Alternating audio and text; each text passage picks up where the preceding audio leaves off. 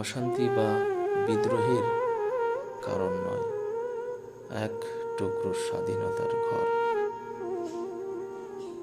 একটা সময় আসে যখন অনেক মেয়ে মনে একটা আলাদা ঘরের স্বপ্ন দেখে ফেলে।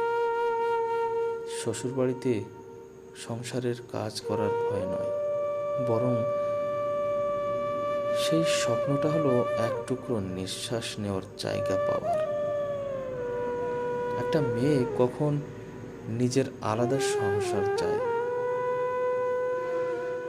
যখন সে পায় এক টুকরো স্বাধীনতা, যেখানে কাউকে কোনো কাজের কৈফিয়ত দিতে হয় না। কি করলাম, কি পড়লাম, কতটা খেলাম, তাই নিয়েও কারো তীক্ষ্ণ প্রশ্নের মুখোমুখি হতে হয় না। হয়তো একা সব কিছু সামলাতে গিয়ে অনেক কষ্ট হয়ে যেতে পারে, কিন্তু দিন শেষে মানসিক শান্তিটা সেখানেই থাকে।